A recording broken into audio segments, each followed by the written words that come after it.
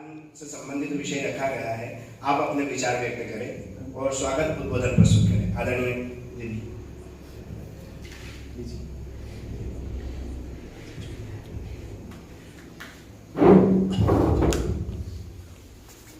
ओम शांति।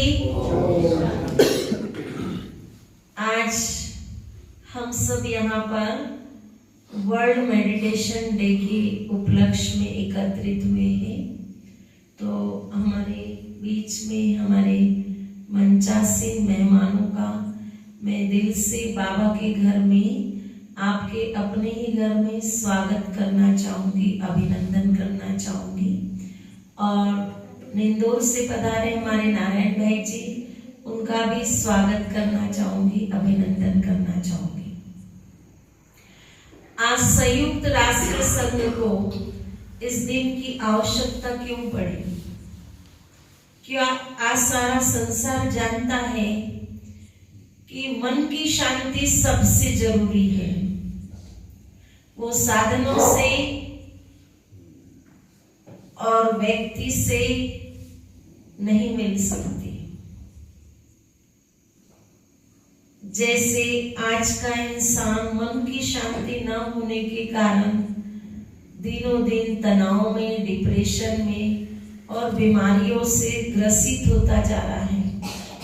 वो संबंध में मिठास नहीं रही, वो सच्चा प्यार नहीं रहा।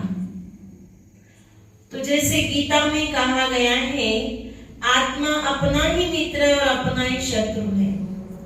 तो अभी मित्र तो नहीं है, परंतु शत्रु जरूर बन चुकी है। हर एक आत्मा शत्रु कैसे बन चुकी है? अपने ही विचारों के द्वारा बन चुकी है। जिसे हम कहते हैं कि भारत देश स्वतंत्र हुआ है, लेकिन वो अपने संस्कारों और आदतों से इतनी ग्रसित हो चुकी है, इतनी परवश हो चुकी है, तो वो मित्र कहाँ हुई? वो तो शत्रु ही हुई हर। और राजयोग ये सिखाता है कि पॉजिटिव कैसे बने। सकारात्मक विचारों के सिवाय हम योगी नहीं बन सकते। इसीलिए जब श्री कृष्ण अर्जुन को ज्ञान समझा रहा था, तो उसने कहा अर्जुन को कि जो ज्ञानी नहीं बन सकता वो योगी भी नहीं बन सकता।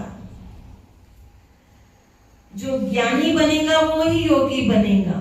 और योगी जब बनेगा जब वो स्वयं को पहचानेगा।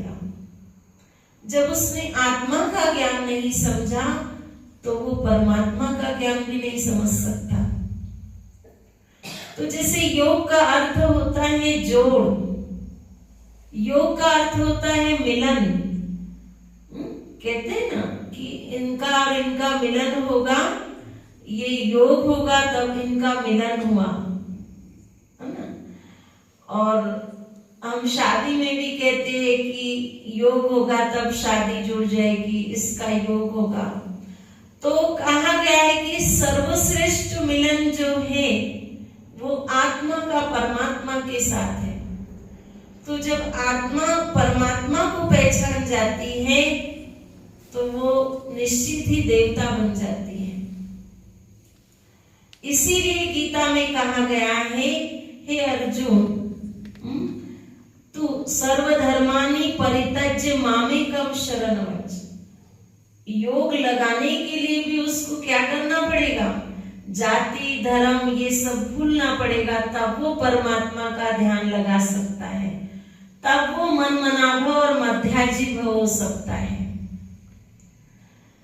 तो आवश्यकता है आज हमें परमात्मा से योग लगाने की। और योग परमात्मा कहते हैं, जो योगी तो आत्मा बन जाती है जैसे कि वो मेरा ही स्वरूप है।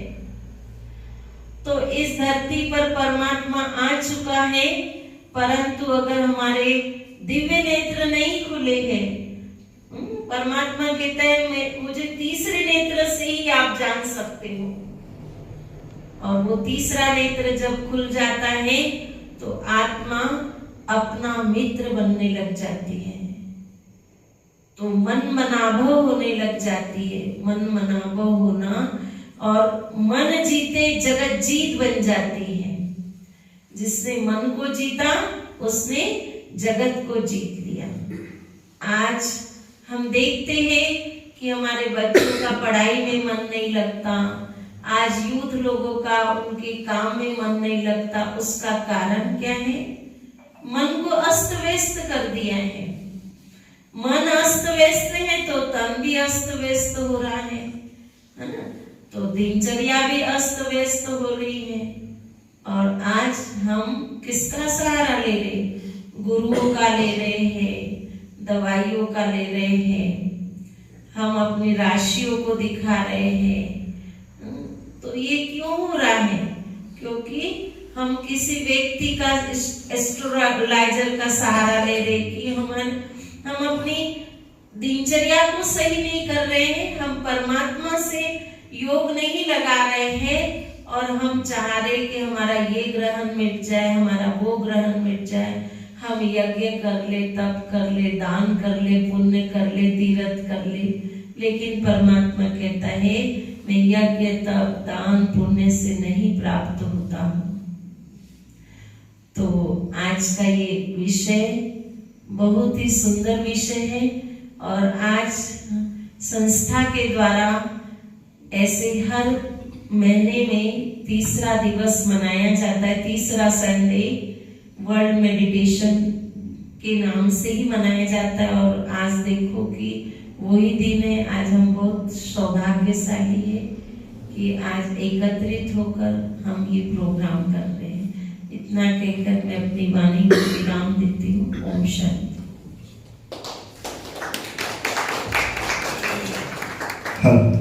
ओम शांति। धन्यवाद दीदी। स्वाभाविक है आज संसार की करोड़ करोड़ आत्माओं के लिए जो मानसिक बीमारी है, ध्यान उनके लिए मानसिक औषधि के समान होगा। और आओ हम सब मिलकर उन सभी दुखी अशांत आत्माओं को पुनः सुख और शांति से भरपूर करें और उनके लिए हम मददगार साबित हों। मैं आदरणीय अखिलेश पवार भाई साहब से अनुरोध करना चाहूँगा, ध्यान की वर्तमान समय में आवश्यकता विषय पर अपने थोड़े से विचार व्यक्त करें। आदरणीय पवार साहब। ओम शांति। आदरणीय नारायण भाई, प्रधान सर और इन सर से मैं परिचय पहली बार हमारे विद्यालय में सर आए थे और पीएससी के एग्जाम में, तब से परिचय है और सर 2 बार आ चुके हैं।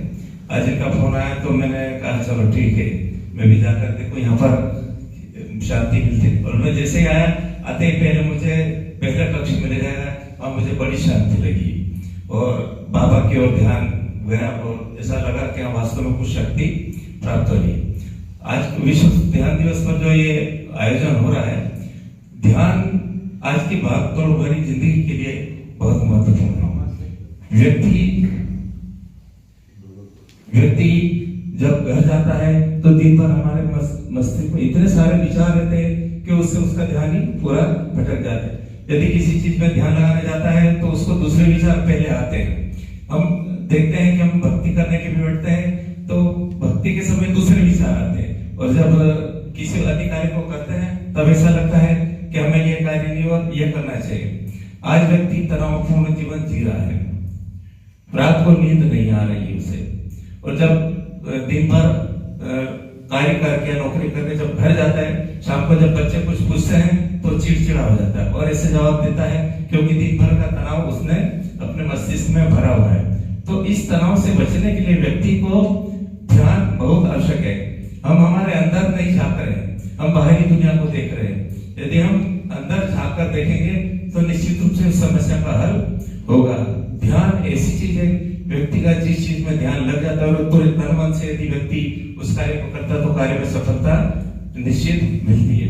और आज के इस जमाने में ध्यान के लिए अनेक संस्थाएं भी है और कई जगह ऐसी है जहाँ बैठकर व्यक्ति अपना ध्यान लगा सकता है।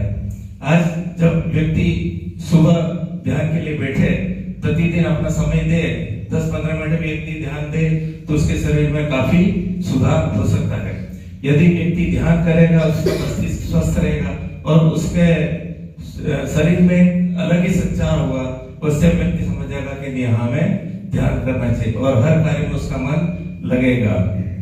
आज जब यहाँ पर भी अभी जैसे बैठे थे हम 10 मिनट पहले, तो ध्यान में तो बड़ी शांति लग रही थी, मन में भी शांति लग रही थी। हाँ, वास्तव में ये जगह शांति की जगह है और हर व्यक्ति को ध्यान जरूर करना चाहिए, क्योंकि भावनात्मक रूप से जुड़ने के लिए भी ध्यान जरूरी है और शारीरिक रूप से स्वस्थ रहने के लिए भी ध्यान जरूरी है। यदि हम ध्यान नहीं कर पाते हैं तो हमारा मस्तिष्क इधर उधर भटकता रहता है और खासकर कि इस भागदौड़ भरी दुनिया में स्वस्थ रहना भी जरूरी है।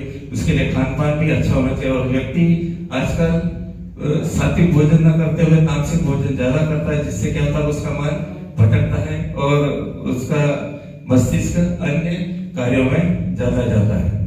तो विषय बड़ा अच्छा है ध्यान।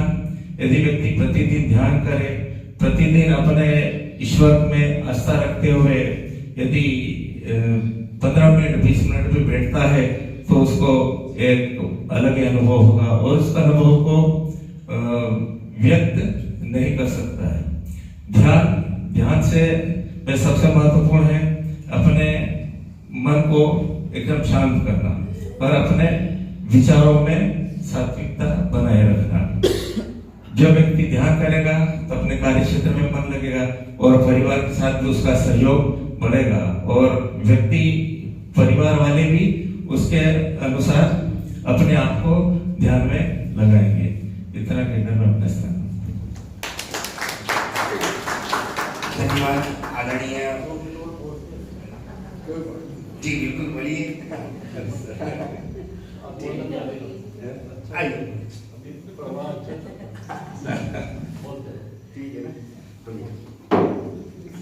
मैंने कभी कहीं पर भी ऐसा भाग लिया नहीं और मैं गया नहीं। आज पहली बार मुझे सर ने आग्रह किया और मैंने स्वीकार कर लिया और ध्यान पर बोलना, तो मैंने कहा चलो ध्यान पर तो अपन कुछ बोल ही सकते हैं। और ध्यान वास्तव में वह चीज है कि व्यक्ति अपने आप को पूरी तरह से शारीरिक रूप से मानसिक रूप से तैयार कर सकता है। और ध्यान के अलावा व्यक्ति जब हमारे कार्य क्षेत्र में जाता है तो बच्चों से भी इसकी अपेक्षा करता है कि वह ध्यान दे। हम अक्सर कहते हैं बच्चों को कि अपना मन लगाकर पढ़ाई करो। हमारे स्वयं के बच्चों को भी कहते हैं कि पढ़ाई करो तो पूरा ध्यान एक ही चीज पर फोकस करो, क्योंकि हम क्या करते हैं कि हम खुद भी यदि पढ़ाते हैं तो हमारा ध्यान भी भटकता है, बच्चों में ध्यान हमारा नहीं रख पाता है। उसका कारण है क्योंकि हम भी अपने मस्तिष्क को एकाग्र नहीं कर पाते। इसलिए मन को एकाग्र करने के लिए जरूरी है कि हमें ध्यान करना चाहिए और रोज सुबह या शाम को जब भी समय मिले हमें अपने अनुसार 15-20 मिनट का ध्यान करना चाहिए और अपने ईश्वर में आस्था रखते हुए ईश्वर के प्रति समर्पित करना चाहिए। यदि हम अभी जैसे दीदी ने कहा था कि हम ईश्वर के प्रति अपनी आस्था प्रकट करते हैं और ईश्वर में जब ध्यान लगाते हैं तो निश्चित रूप से हमारा मन कहीं ना कहीं भगवान के प्रति समर्पित देता है और हमें भगवान भी आशीर्वाद देते, ईश्वर भी हम आशीर्वाद देते हैं और व्यक्ति के मन में अलग संचार होता है। बस प्रातः अखिलेश जी को आपने विस्तार से ध्यान की उपयोगिता और वर्तमान समय में क्यों आवश्यक है ध्यान विषय को लेकर बहुत ही सारगर्भित रूप से अपने विचार व्यक्त किए।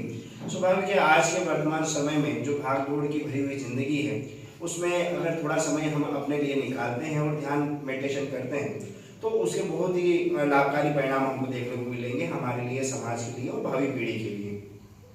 मैं आदरणीय नारायण भाई साहब से अनुरोध करना चाहूँगा कि आज के विषय को आप विस्तार से हम सबके सामने उन्मोचित करें। आदरणीय नारायण भाई साहब।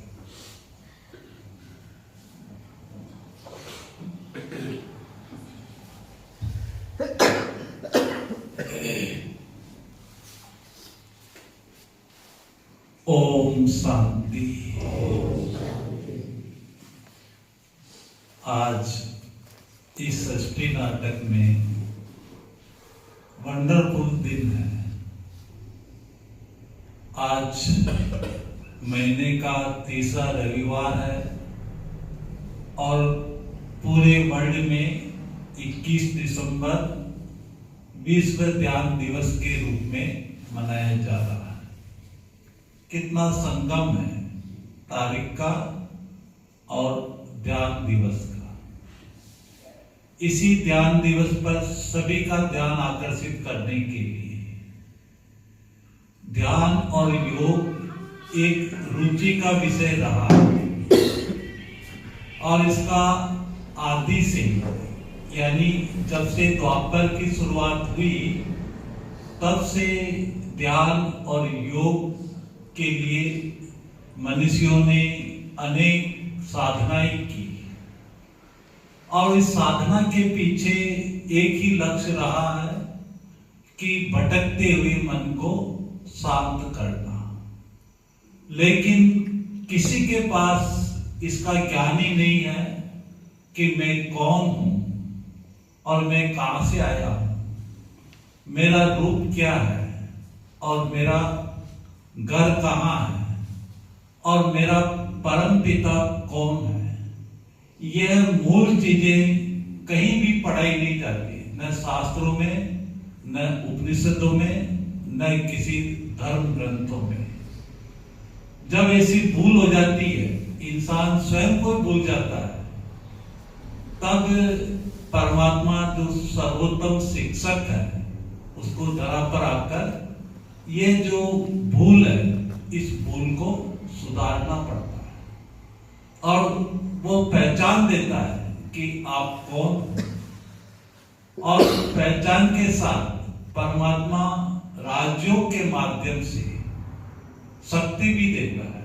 आज हम देखते हैं सबका मन कमजोर हो गया, तो केवल ध्यान लगाने से आप अपने लक्ष्य को पूर्ण नहीं कर सकते। जब तक आप जो शक्ति का जो सोर्स है, जब तक उसका ज्ञान नहीं है, जिसे हम कहते हैं supreme power, supreme source of sun, उसका ज्ञान नहीं है, जिसको हम परमात्मा कहते हैं, तो ये सी महीन बातें हैं जो स्वयं ही भगवान आकर के ये रहस्य बताता है कि मैं कौन हूं और आप सबका मेरे साथ क्या संबंध है। तो ध्यान का अर्थ होता है अपने स्वयं के ऊपर मन को एकाग्र करना और परमात्मा के ऊपर मन को एकाग्र करना। आज हमारा मन बाहरी संसार में इतना लग चुका है, संसार के आकर्षण में, जिसके कारण मन दिन प्रतिदिन कमजोर होता जा रहा है, नकारात्मक होता जा रहा है। इसका बेसिक चीज ये है कि जहां हम अपने मन को लगाते हैं तो मन वैसा ही बन जाता है। और आज हम मन को संसार की चीजों पर लगाते हैं, देह पर लगाते हैं, अगरबत्ती पर लगाते हैं, गुरु पर लगाते हैं या कोई भौतिक चीजों पर लगाते हैं।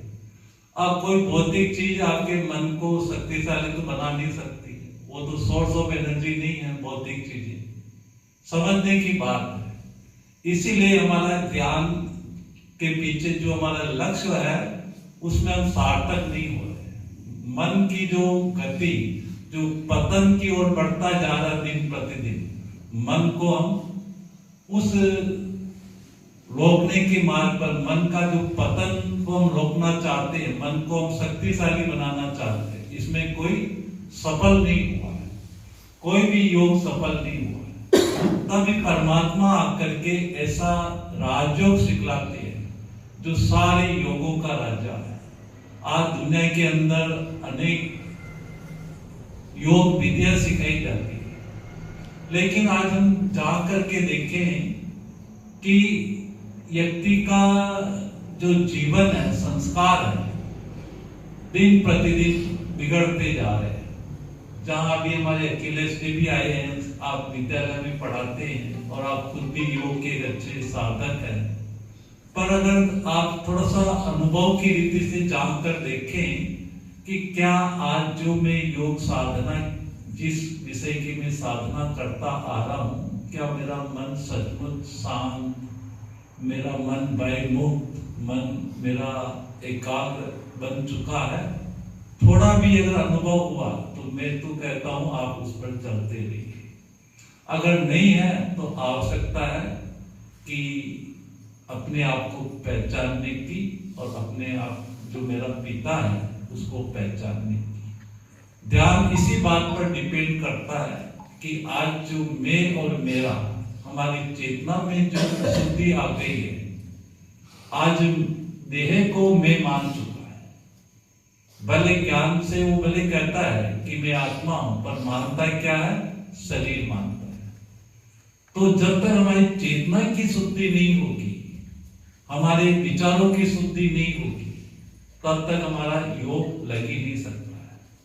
और ये इस पर आधारित है, मन हमारा सत्य पर आधारित होता है। मन की नेचर क्या है? मन सत्य को पसंद करता है, और जहां सत्यता है वहां शांति है। और सत्यता क्या है? मेरी सत्यता क्या है? सांसारिक सत्यता क्या है?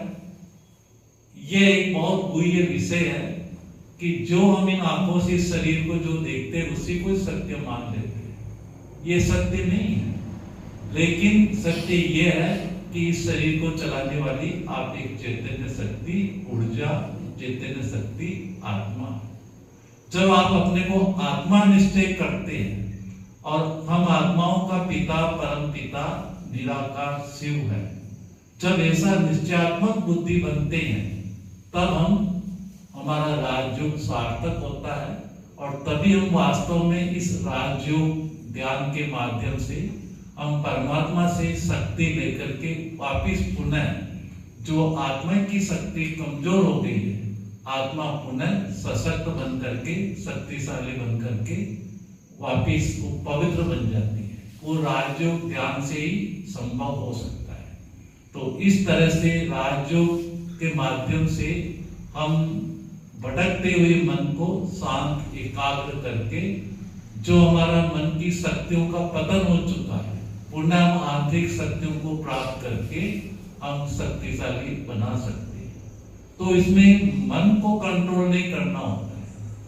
मन जीते जगत जीत नहीं कहा जाता, लेकिन माया जीत जगत जीत। और आज हम कितने काम, क्रोध, लोभ, मोह, अहंकार की वशीभूत होते जा रहे हैं, इसकी चर्चा कोई नहीं करता है।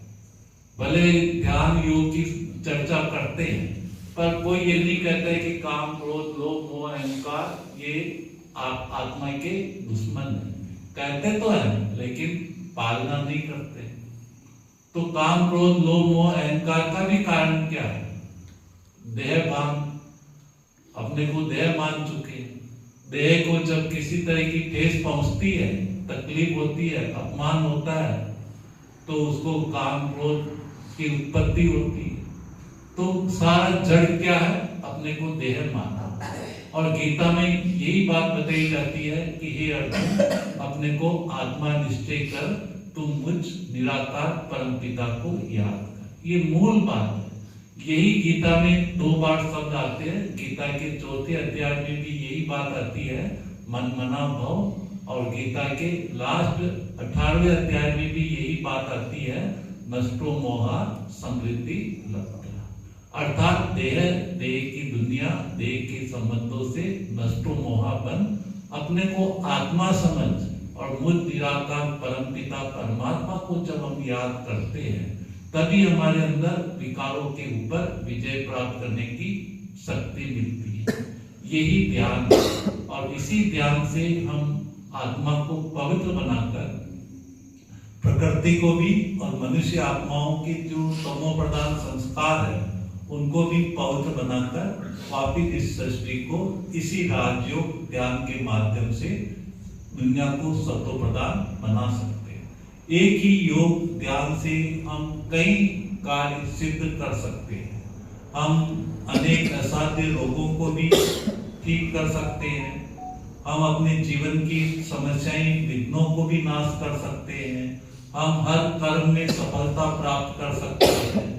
तो इस तरह से एक योग के माध्यम से, ये योग इतना शक्तिशाली है, इस योग से हम कई चीजों को साध सकते हैं।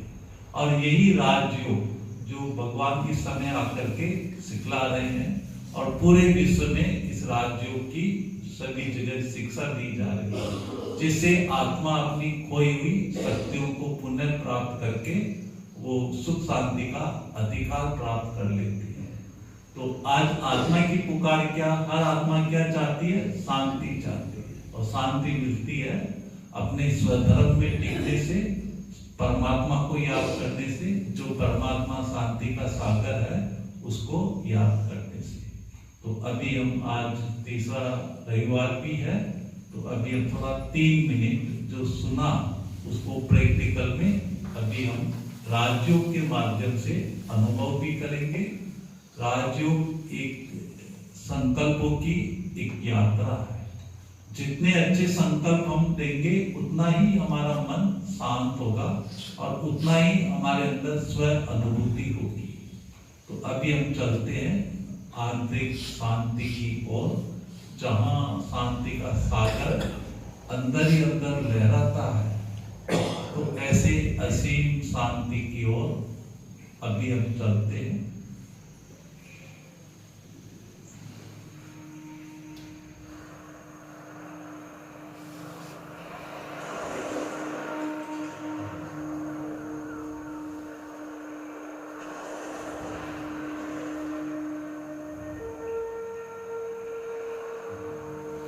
ओम शांति।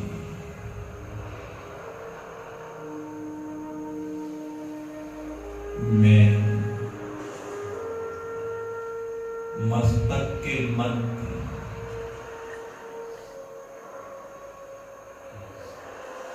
चमकता हुआ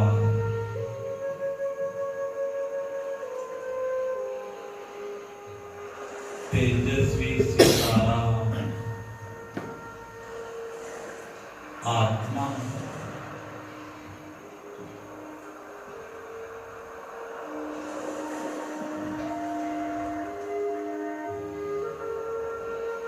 मस्तक के मध्य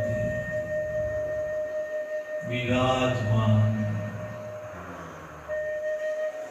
मैं शांति का सितारा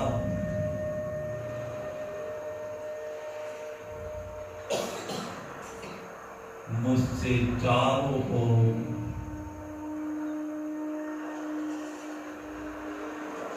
दिव्य प्रकाश फैलता हुआ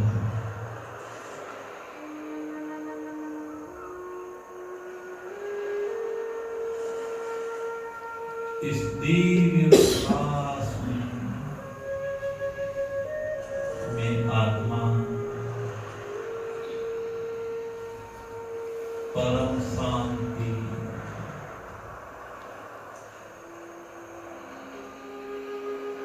परम आनंद परम खुशी का अनुभव कर रही है।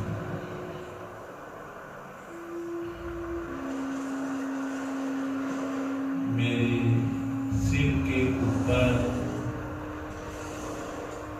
शांति का सागर निराकार शिव बाबा,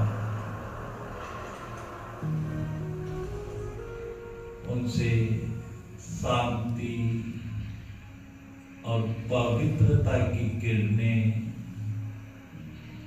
मुझ आत्मा पर पड़ रही हैं।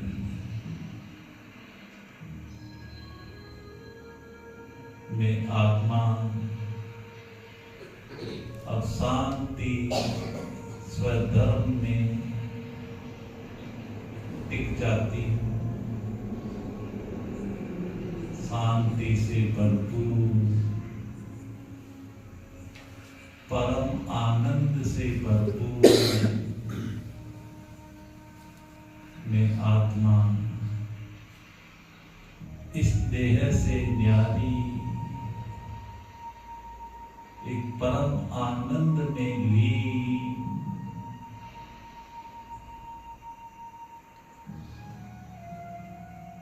गहन शांति का अनुभव करते हुए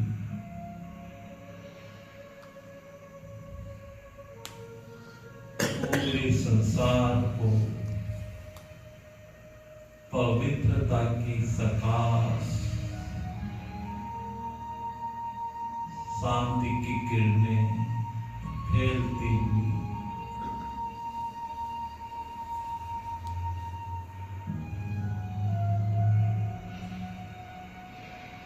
में आत्मा बहुत ही साइलेंस का, सच्ची शांति का,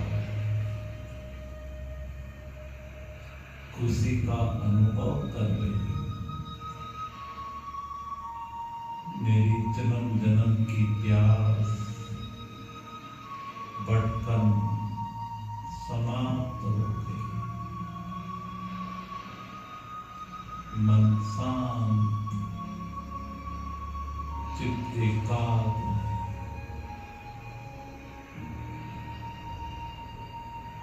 ओम शांति।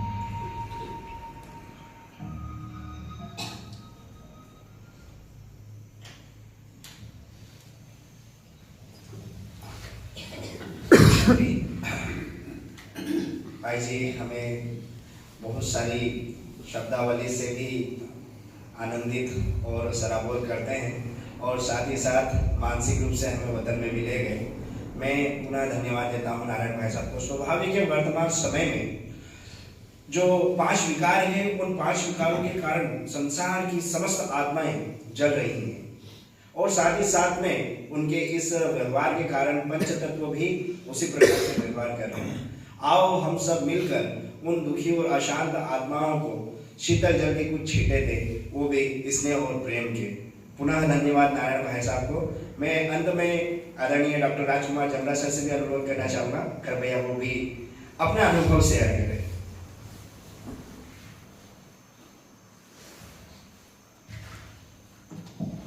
आज विश्व योग दिवस पर आप सभी दिव्य व्यक्तियों और दीदी आप सभी को आपको हार्दिक शुभकामनाएं। इस योग दिवस पर हमें योग को हमारे जीवन को सफल बनाने के लिए हम इस योग का कैसे उपयोग कर सकते हैं और इस योग के माध्यम से हम हमारे जीवन को किस तरह से एक अच्छे समाज के लिए और इस देश के लिए हम अपने आप को किस तरह से बना सकते हैं और हमारे इस देश को दुनिया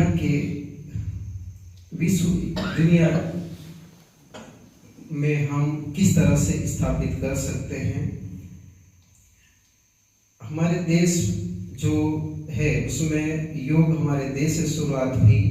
आज पूरा विश्व इस योग को मना रहा है, तो हमें यह खुशी है कि पूरा देश इस योग को समझ रहा है और इस योग के माध्यम से पूरे विश्व की जो जनता है या जो लोग हैं वो इस योग को समझे और इस विश्व को एक शांति और एक सौहार्दपूर्ण बनाने का प्रयास करना चाहिए या होगा। आज हम देख रहे हैं विश्व में जितने भी जो देश है वहाँ किस तरह से अशांति और भाईचारा किस तरह से अलग अलग पनप रहा है। हम आसपास के देशों में देखते हैं हम लोग किस तरह से चिंतित हैं, किस तरह से शांति और हिंसा दोनों एक विपरीत कहना चाहिए। हिंसा आज पूरा जो मानव है वो इस तरह से अहिंसा का रूप धारण कर लिया और उसके मन में शांति नाम की कोई किसी तरह से कोई मानवता नहीं है। तो हम लोगों को ये समझना और समझाना आवश्यक है कि योग और इस योग को आगे विश्व पटल पर हमें किस तरह से आगे ले जाना है। आप सभी दिव्य युक्तियों के सामने मैं आप लोगों के सामने बहुत छोटा हूँ। पहली बार मुझे मंच दिया गया सर के माध्यम से। मैं आपको इतना ही कहूँगा कि आज विश्व योग के दिवस पर आप सभी को हार्दिक शुभकामनाएं।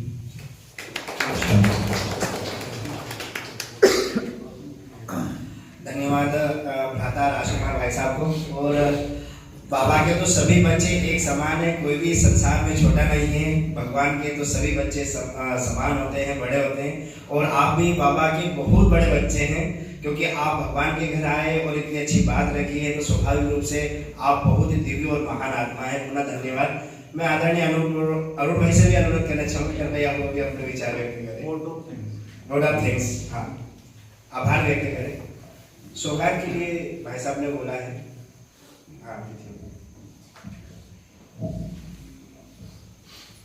मंच में मंचासीन आदरणीय नारायण भाई जी, आदरणीय जमरा सर, आदरणीय अखिलेश जी,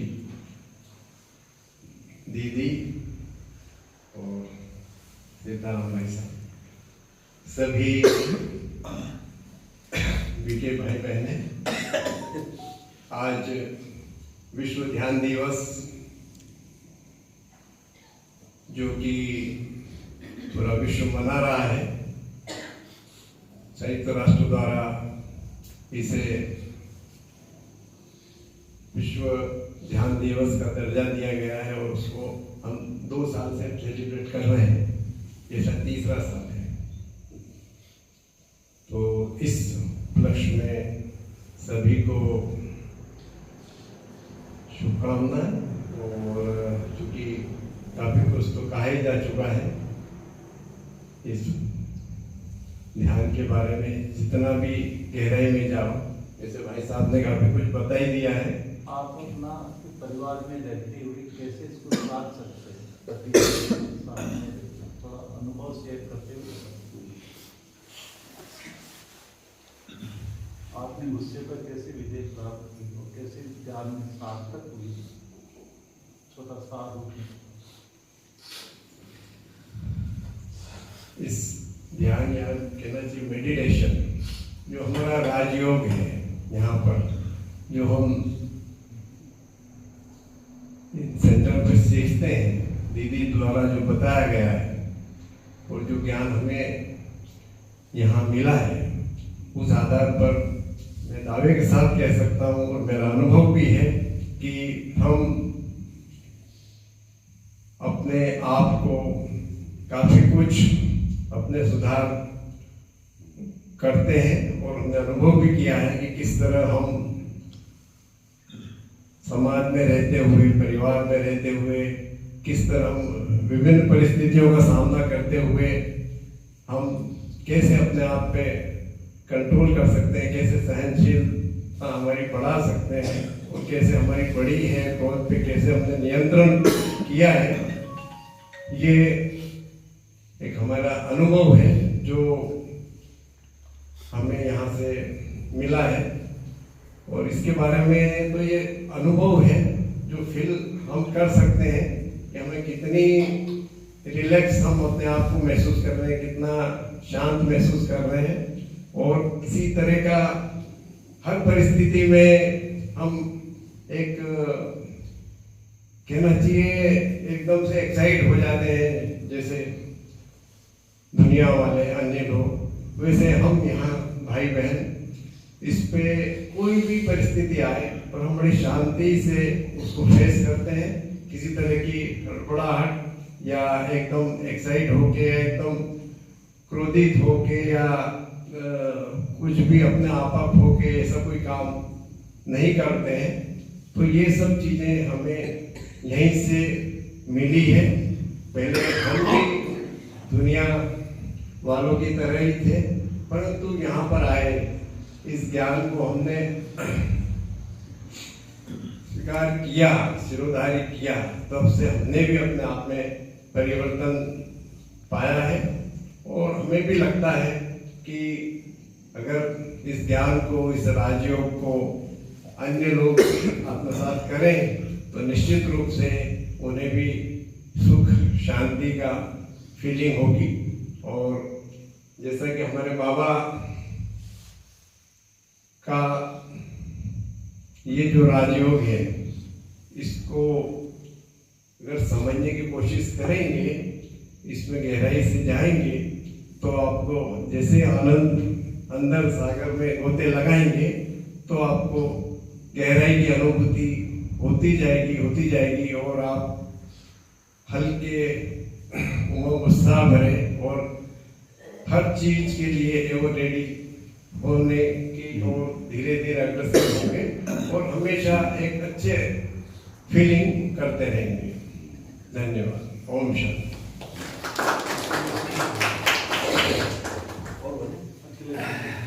आप भी अपने एक प्रश्न पूछना। अभी हम ध्यान के बारे में तो सुना, हमारे आज बहुत अच्छे विद्वत अखिलेश जी बैठे हुए हैं। आप ध्यान का साधना का भी आप प्रैक्टिकल जीवन में साधना करते हैं। आज के कलयुग के अंदर क्रोध एक कॉमन विषय हो और बिना कारण हर किसी पर इल्जाम लगाना, किसी के साथ बदला लेना, किसी को गिराना, ये कॉमन बातें हो। और जब ऐसी परिस्थिति में ये रोज हमें सामना करना पड़ता है।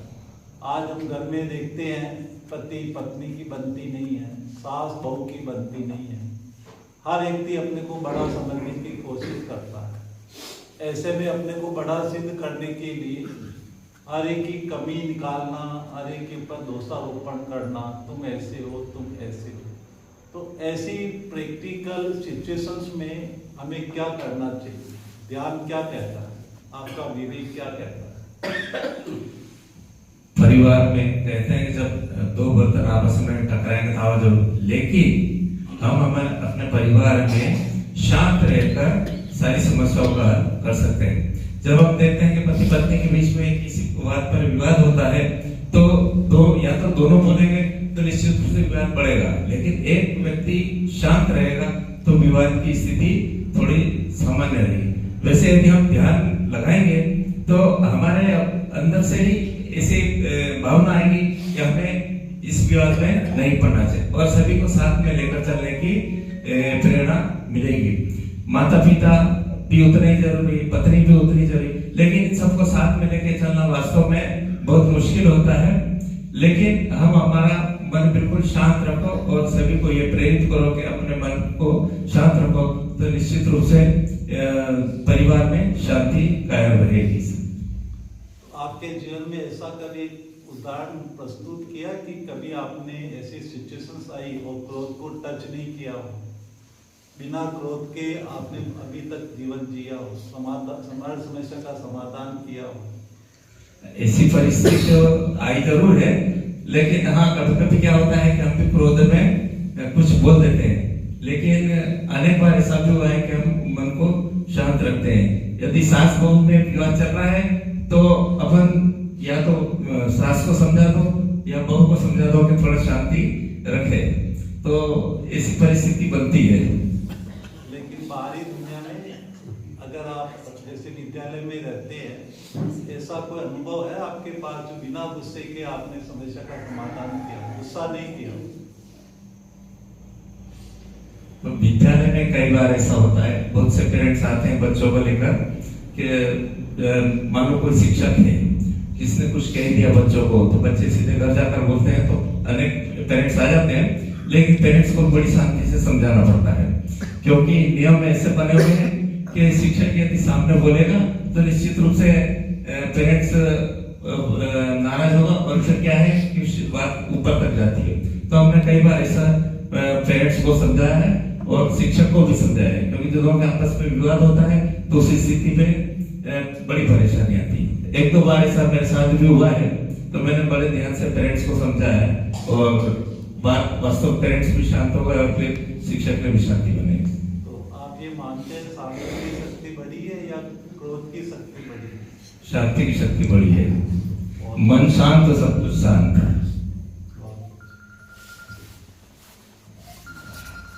धन्यवाद आदरणीय नारायण भाई साहब को और अखिलेश भाई साहब को, बहुत ही अच्छे प्रश्नों के उत्तर भी यहाँ पर हो गए संवादात्मक रूप से।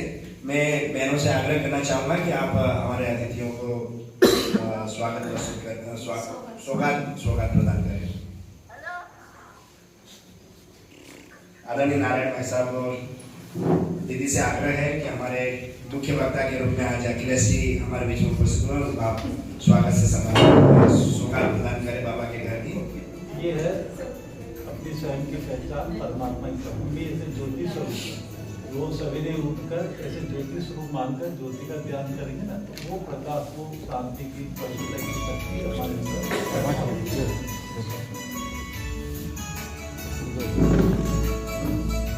दीदी से आग्रह है कि आप डॉक्टर राजकुमार चंद्रा सर को भी, साहब को भी आप प्रतीक स्वरूप बाबा के घर सुगार प्रदान करें।